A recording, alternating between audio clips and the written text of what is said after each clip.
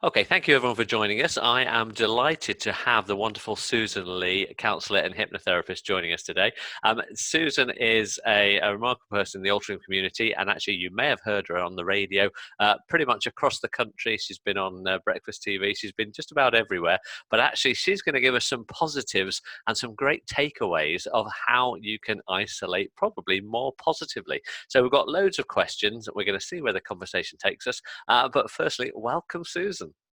Welcome. Thank you for inviting me along. I think there is such a mood across the country, isn't there? We all want to do the right thing, but we're being bombarded with so much negativity. And I know I myself last week spent the week probably grieving, not just for myself, but for Hmm. the loss of businesses, favorite restaurants, the fact that we couldn't go out, our freedom, everything we kind of take for granted. So I think it's about survival, is about coming out the other side and Yes. feeling rather more positive about some of the takeaways, even though it's devastating. Every single household's affected. It's impacted on in every way. I mean, I had my 91-year-old mum this morning phone me up and say, "Did I need any shopping?" So, Wonderful.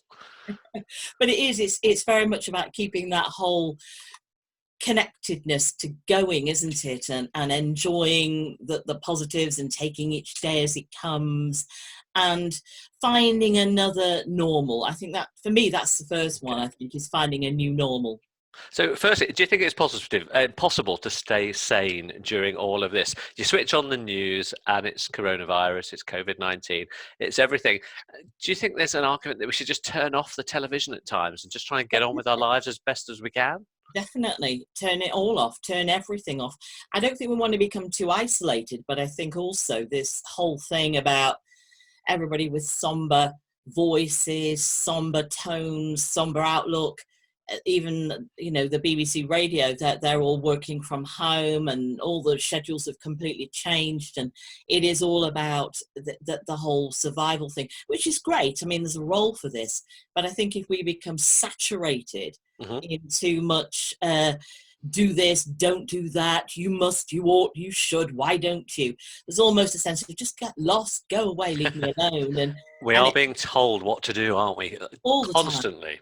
Yeah, I mean, one of the things that I might get a bit of flack for this, but one of the things about that I saw the other day was do not browse when you go to a supermarket. I understand that the supermarket staff want people in and out, and the next people queuing outside want to come in. But my take on that was that it's about the only thing most of us have to look forward to once a week. So if Yes. I'm going to stop and think whether I'm going to have, I don't know, what flavor of juice I'm going to buy, or which wine I'm going to get, perhaps, or whether I'm going to get flowers or not.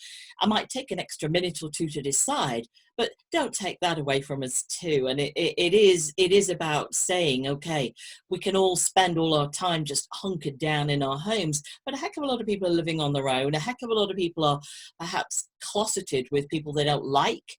The domestic Mm. violence is up untold. There was a horrible case yesterday that was reported in the press again. 80% of couples who came out of the lockdown in China filed for divorce straight away. So there's an awful lot of need when we go out to actually find something positive. And if picking up an extra packet of biscuits or taking a bit of time to decide what something you buy in the supermarket takes an extra minute, allow that to happen, because it isn't the end of the world, and we do need to sort of relax a bit.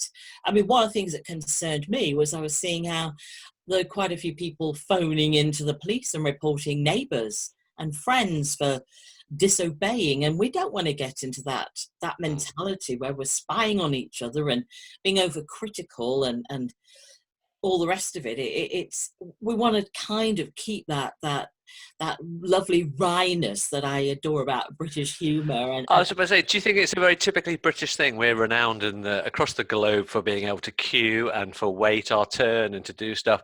And when we've been told to do something and we see someone that isn't doing it, is that when we start to have issues? And that's why some people are calling the police. I mean, again, should we not be thinking, well, actually, is it directly affecting me?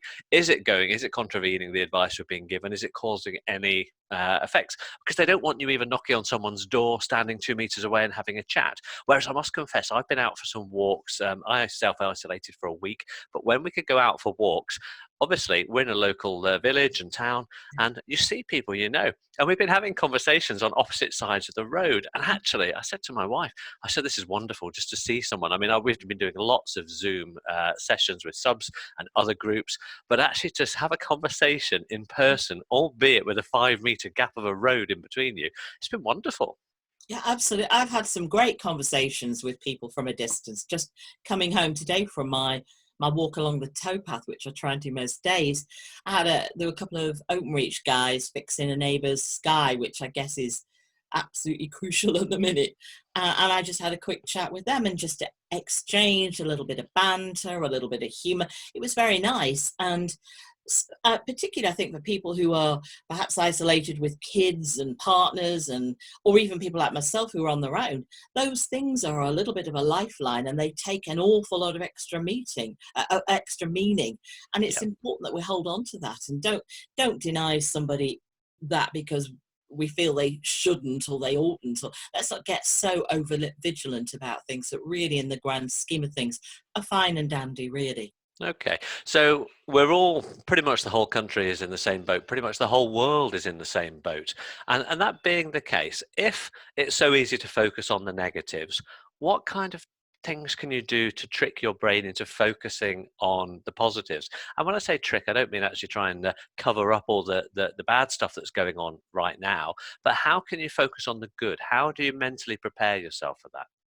I think tip one is about a routine. Get yourself a new routine of some description. I think order is a huge part of what people panic about. Loss of order, loss of control is a huge part of people's well-being. If we feel we've got some sort of routine, whatever that might be, and I know there are families who are insisting that when they're homeschooling that the children put their uniform on at the start of the day, because it tells the children. I know we're in Easter lockdown at the minute, but a lot of children will be feeling this is just an open-ended holiday, perhaps till September, for goodness sake. So getting some normality, some routine in there, and having, whether you have a chalkboard or whatever you have, where you say what we're doing throughout the day, a little bit of crafts, a little bit of exercise, food, meal break, schoolwork, whatever it might be. So I think number one is very much about finding some routine of your own. And I think linking in with that, with the positive mindset, is very much about finding something that you can do every day that you're good at, that you Hmm. feel is a success for you. So you maybe even write it down, perhaps journal, because journaling is a great way to decant the negative mindset that we might have, the low feelings that we're having.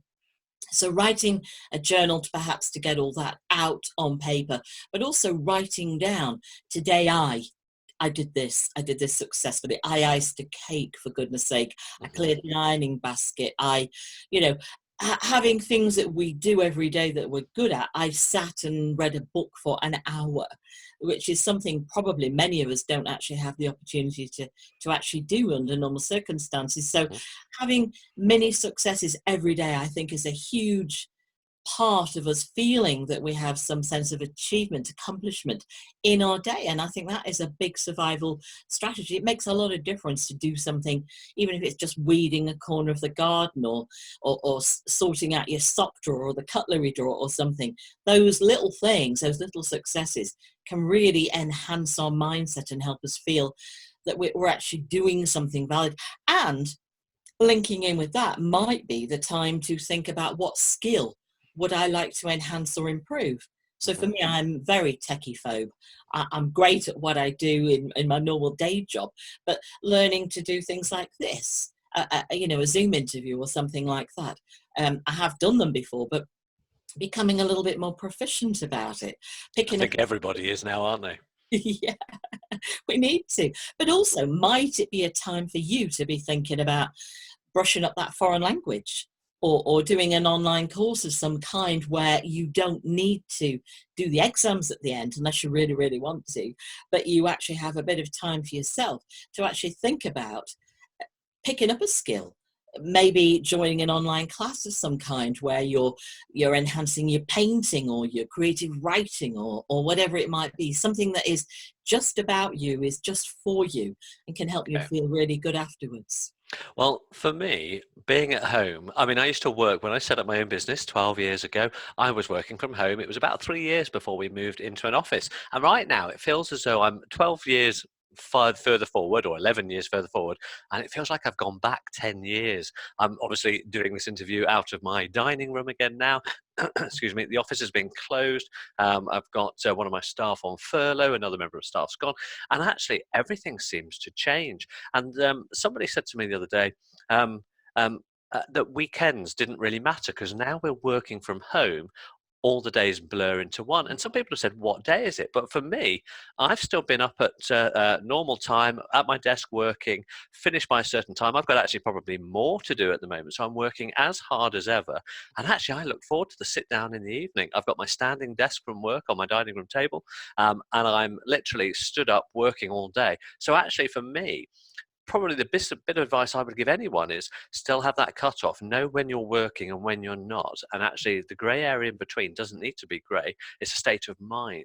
So, do you think people working from home who have been out at work and going to an office have different problems to face to people who may have been at home anyway? Definitely. And I think a lot of people who work from home will find an awful lot of that's changed too. So if you're not able to substitute something for something else, then that's the challenge. And it is about saying, okay, redefine my priorities, redefine what I'm doing. And I think we need to remember to take time, as you've pointed out, to actually look after ourselves in the mix of that. Hmm. So yeah, having a cut-off point, having a time when you get up, having your breaks for meals might be a little bit more random initially, but finding space in your day where you do take an hour to go for a walk outside, or you do try to go to bed. I mean, I'm seeing so many people saying they're having problems sleeping, and a And huge why? Why do you think that is? anxiety. A lot of people are worried to death about money, or they're worried to death about health. I mean, an awful lot of people. I've had people walk past me when I've done my walk, and they've literally covered their face up and run to one side. And it's, some people have been caught in the grip of the terror of this all, the Mhm. devastation of it all. And I've had clients this last week or so who are suicidal. So I'm a therapist. So if you have no income coming in, and we might be amongst fairly privileged, perhaps fortunate Mhm. people, but there are a lot of people out there who, if they don't have their wage last week or this week, they cannot pay the rent. They cannot pay their food bill. They cannot pay for the electricity and gas, or whatever else they might need. They're literally housebound, and they might be housebound with a young kid or a partner they don't like. So there are an awful lot of variations on the situation, on the circumstances. So And how do we get them through that? How do you speak to your clients? What would you say to someone who is feeling suicidal? And obviously, I don't want this conversation, this interview, to go down a negative. sure, sure. What I do say is, and I'm paraphrasing now because I would never speak quite so clipped to a client, but is this too will pass.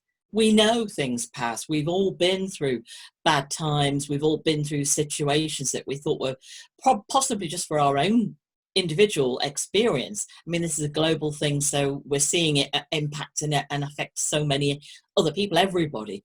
But at the end of the day, this will pass. Things will come out the other side, and it might come out different. It might look different. It might be very different. I mean, similarly, if we're made redundant, I know loads of people who have been made redundant who 3, 4, 5 years down the line say it's the best thing that ever happened to me, because Hindsight's a wonderful thing. When you get to look back at things, that's yeah, when we sometimes, I don't think we'll be laughing about coronavirus, but no, actually some of the individual scenarios that have come out of it, yeah, it can be liberating. I remember watching a documentary about someone whose house had burnt down, and you watch it thinking, oh my God, that person's just lost everything. And they actually find it somehow quite liberating at times and because you're freeing. Do you forced. think we'll go back and actually think along those lines at some point?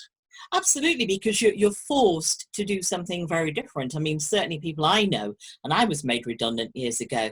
I'd already got this to walk into the hypnotherapy practice to walk into, but I know a lot of people who were made redundant in the area from British Gas. They said they would never have left the security of a well-paid job and a pension and all the rest that goes with it if they hadn't been pushed off the diving board. And so Okay. being pushed off that diving board forces, as indeed perhaps a divorce that we didn't anticipate, change of circumstances, health situations, where we stop and look and we go, okay, what else can I do with this? What can I make from this? Where should I go? Hang on, I've got that hobby I like, or I've got a friend who has a practice of some description that I could perhaps join them in, or something I could bolt onto with a friend or an ally, or through networking. Hmm.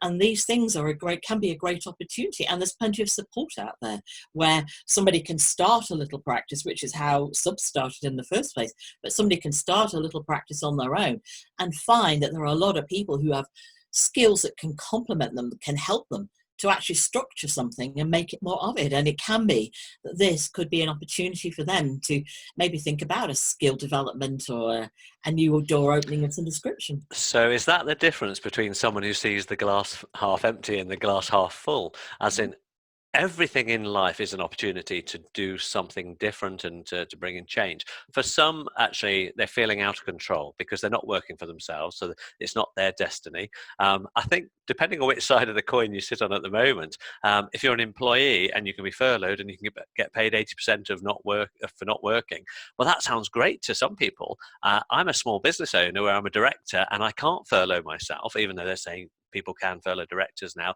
Not if you're the last man standing and have to keep the business going. So everyone's thinking the grass is greener on every other side than where they are currently.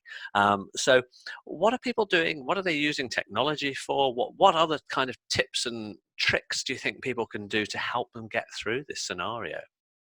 I think it's about keeping yourself occupied. It's giving out the right message. It's using what is actually available. So we are talking about perhaps if you have a website or some sort of access to a computer, social media, the web, the internet. That is a time when this is coming into its own. You can get blogs out there. You can get social media tweets and Facebook and develop all those sorts of areas. I know that I'm putting a tip of the day, a hashtag tip of the day out there most days, not selling anything, not Yep. promoting anything, just literally trying to put a positive message out there. So some, taking pictures while I'm out on my walk and then whacking out a little bit of a pithy saying, but keeping your profile high, perhaps having a message where you're not selling, because nobody wants to be sold at the minute, but just keeping that profile, developing your skills, making some sort of plan about how you move forward. What can I do with my business, my practice, my earning potential? How can I keep that going? Some people are running online trainings and online Mhm. courses. Personally, for me, therapy doesn't necessarily work as a Zoom or a Skype session. I need to see my people in person, so that's part of the relationship. But having access to my articles or my books or whatever I'm doing, and just keeping that contact, that connection where I feel I'm doing something useful, Mhm. and potential clients will be seeing and being able to dip into fresh content on a regular basis, so that you've not fallen off the radar, that you are still available and you're out there. And I think that can make a huge difference to us keeping that message alive and us feeling engaged with our business as well.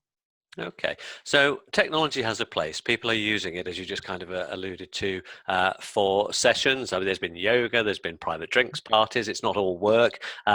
Zoom, lots of other software that does very similar stuff to Zoom as well. But actually, the report that I've heard, which I like, we had some glorious weather at the start of this, and people have been opening their windows and doors and hearing nature, even in the towns and cities where there are less cars, and they're hearing birds and they're hearing just the wildlife and the world go on around them. We're talking about cleaner environment, and it's healthier to go out for a walk if you're a cyclist. You must be loving it at the moment. Not loving it as in the scenario, but love the fact that actually there's so fewer cars on the road that you can go out for a ride and feel a little bit safer. So there's got to be positives we take away from this. What do you think some of the best positives we can actually help ourselves to? I think it's the relationships. I think it's that endurability that we have, the resilience that we have, the positivity that we have, the wonderful stories about people helping others, doing shopping, 91-year-old mum phoning up to do your shopping, or tapping in to Yeah. see how neighbours are. It's connecting with your next. I mean, I've thrown little bags of seeds over the fence to my next door neighbour, and she's put on Facebook, thank you. And my niece mailed me a rainbow in the post. I put it in the window of my home. So it's the relationships, it's the mutual support, it's the seeing the potential that we can have for ourselves. It's digging deep and finding how capable we are. It's finding ways to take better care of ourselves. And I do think sometimes recalibrating is a hugely important thing to do. Finding that, I know I tend to work 24/7 and I don't mind, and I'm out all the time and doing things. And speaking personally, it's finding a different pace and finding that a different pace works. I know that's Yep. an okay thing to do. And Okay. that sometimes you reevaluate your priorities and come out the other side with that, perhaps a better balance in many ways. So it's taking care of yourself, and also remembering that you have to take care of yourself anyway, because then you're in a better position to take care of other people if you look after yourself. And that's an important Indeed. thing to remember. Do you think anyone's turning to alcohol? They're saying that it was bizarre walking through the middle of Hale on one of our walks. We take a different route on different days, my wife and I, as we're walking. And Portland wine was still open in Hale. And it just kind of made me laugh because that's considered an essential. And for some people, to have that escapism, a nice glass of wine at the end of it, are too many people turning to booze and eating themselves senseless and doing stuff unnecessarily? I think they have been doing initially.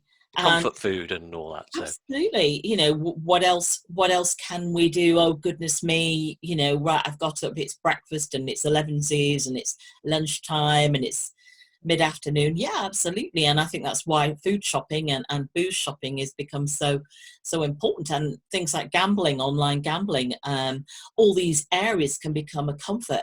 I think we have to be very careful, very mindful of what we're actually getting ourselves into, because these routines, this wine o'clock thing, or buying a load of treats and then binge eating them in an afternoon or something, might seem okay at the moment when we're drowning our sorrows and feeling very miserable, but also it's a hiding to bad habits and Mm.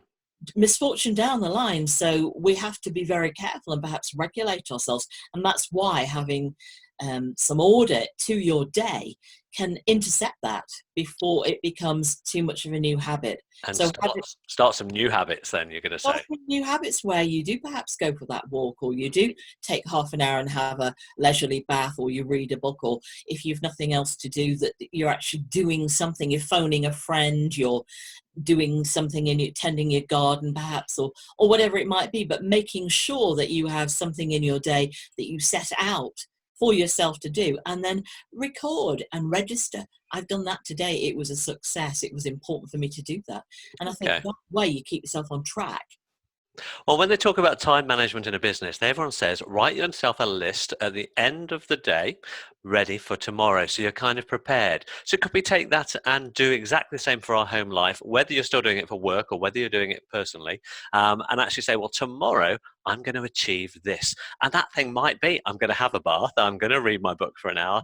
I'm going to do the gardening. I'm going to do this. I'm going to sort out my wardrobe, the lot. It doesn't matter what it is. Do you still think there's an important place for creating a list or giving yourself something realistic and achievable again, but actually say, tomorrow I'm going to do this. So you can tick it off and maybe give yourself that glass of wine as a reward if you do something. Definitely. I think there's a definite role for doing that, where we have some flexibility, but we also know that we have some sort of new order in our lives. And it can be, I know some days I don't feel like going out for my walk, and I make myself. I'm doing it on my own. And sometimes I just say, oh, go on, do it. Oh, I can't be bothered. Go on and do it. And everybody knows you always feel better afterwards when you've done Yeah. something that is a success. So yes, having that list where you think, oh, tomorrow is my shopping day, or tomorrow I'm going to go to the local shop and buy a newspaper, or I'm going to check in with my next door neighbor by phone and see if she's okay. Hmm. So having those things that we do, or I will do my sock drawer. And I also think there's a very much a validity in not overwhelming ourselves. So, Yeah. for example, if I say I'm going to clean every window in my house, I might think, oh, for goodness sake, why did I ever decide to do that? I might just say, oh, tomorrow I'll clean the windows in the bedroom, or I'll Yeah. clean the windows in the Break lounge. it down into bite-sized chunks, manageable Absolutely. chunks. And what about actually not being accountable for your own decisions and things you want to do, but they say that publicly sharing something, speaking it to somebody else, or telling your wife, I want you to challenge me that I'm going to do this tomorrow. Make yourself kind of semi-accountable without obviously big ramifications if you don't clean the window that you've promised yourself, but actually by sharing it, even if you live by yourself, if you're on a video chat or a telephone conversation with a neighbor, a loved one, family, relative, or anyone, if you say, actually, will you challenge it to me tomorrow and actually tell me that I should have done it if I haven't? Yeah. Is there any way of, does that benefit anybody? I think that's where sometimes WhatsApp groups can come Mhm. into their own, because yes, we can all say in our little group, whether it's a family group or a networking group of some kind, yes, tomorrow let's join each other on a conference call, or let's do something where we're sharing hints and tips, or yes, I'll phone you tomorrow night, and you've done a walk and I'll do a walk and we'll compare routes. So yes, sometimes that's where that human connection does make a difference. But even writing your own list down and then checking it yourself at the end of the day can make a big difference, because it motivates, and it's finding ways to be motivated, because there is a sense, and I think there certainly was at the beginning of this, is what's the point of it all? Mhm. When everything, the whole fabric of everything seems to have just fallen down around us, it can be, and I use the word devastating deliberately, because it can be devastating. Mhm. And I think the whole thing about finding our way through that, and a fabulous metaphor are the fires in Australia, where we Mhm. saw all that waste, all that ash, all those burned trees, and then within a matter of a week or two, we started seeing those gorgeous pictures of the trees with blossom and buds coming Mhm. through, and the recovery that happened incredibly quickly. And so knowing that, yes, survival in the midst of devastation comes out just as beautiful, and perhaps even more beautiful, because we appreciate it all the more. And so yes, being challenged, but also holding on to that light, because there is a light at the end of the tunnel, and we will survive, we will come out the other side. And it's being on track with that, but keeping Mhm. yourself, taking responsibility and saying, I need to do this for me. I need to be worth it. I need to motivate myself. I need to stick with the plan. Is that because the human race is not very good at change? We don't like change. A lot of us kind of literally, we want tomorrow to be like today, and we want today to be like yesterday. And we get used to in our comfort zone. And actually, it was you that said to me many moons ago, um, if you stay in your comfort zone too long, what happens? It gets smaller and smaller. It But does. I think the big thing in that you're talking about there is the control, Yeah. because normally it's the I in the sentence. It's normally I who decide I will leave my job, or I decide I'm going to end my marriage, or I decide I'm moving on. And I think this, we all started out as 2020, brand new decade, what fabulous, wonderful. It's going to be my year this year. And Mhm. then all of a sudden the rug gets pulled out from under us, and it's kind of, I think initially people thought it was just a bit of a fluey thing, and then gradually the severity and the ramifications started to really, really hit home. And there's that whole, oh, heck, Mhm. wow, this is real. We really have to listen and hunker down and sort it. And I think that's been the stages that we've gone through. So, yeah, I think you taking control of your choices, you deciding you're going to set a plan for yourself each day, you decide you're going to look after yourself and exercise and eat well and manage your food and not overindulge on donuts or whatever, and just being sensible about it all, really. Perfect. As I say, we're in charge of our own attitudes. It's how we deal with something. So yes, we can look at it glass half full or half empty. It's been absolutely wonderful talking with you, Susan. But have you got a top tip for someone who's feeling a bit down? Or maybe three top tips? What can they do?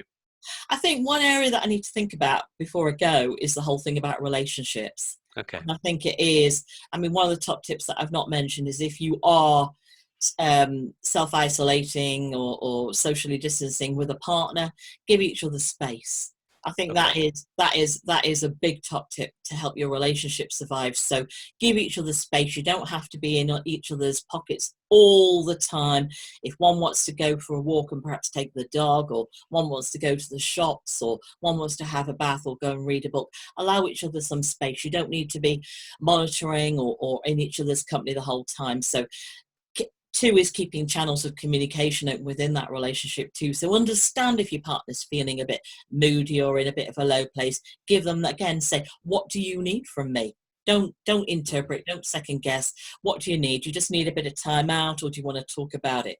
I think the other one is setting some new routines in place where you include for yourself some little successes every day. Do something you know you're going to be good at. And also, contradicting that is also do something where perhaps you challenge yourself too. So give Okay. yourself a bit of a scare, a little bit of a scare where you're doing something a bit different, and it can be a new skill. And then the treats and rewards, like you say. This is time out, and it is a school holidays at the moment. So give yourself a little bit of a time out. And if you've got kids that you're working with, also give them things where they give you time away too. So set them up with crafts or whatever they're doing, gardening or something, and have a little bit of me time too. So try and find some new balance, try and find some new order. I think that's the best way to survive what we're going through at the moment. Okay, I'm just going to touch on one last thing. You touched on this before, that you and I may be in a slightly different position to other people out there who are on low income, may have just lost a job and different things. But if they need support, always ask for it. There are so many channels available, aren't there? And I mean, I have on my website, I've got articles that are free to access. I don't collect mailing lists or anything. Just go and have a look on lifestyletherapy.net. Loads of free articles there that you can access and read, and they're always very easy to read. And there's a few videos on there, but also find the phone numbers. That there are Samaritans, there are lots of different helplines that are available to do with finances, to do with mental health, to do with whatever it may be that you're needing, and lots of people who are more than happy and willing to help you out if it's food or whatever it might be that you're needing. So don't be afraid to ask for help. It's so important to do that. Brilliant. Susan Leigh from Lifestyle Therapy, thank you so much for your time. If you're still listening in at this stage, thank you for staying with us. Sometimes you just need to hear the common sense things. We're all in this together. I think that actually makes us all feel a little bit better, that no one is really suffering alone, even if we might be isolated in our own respective houses. So thank you once again to Susan. I'm David Bellin from Subs Business Events, and we'll be back with more interviews later on. Thanks very much. Bye-bye.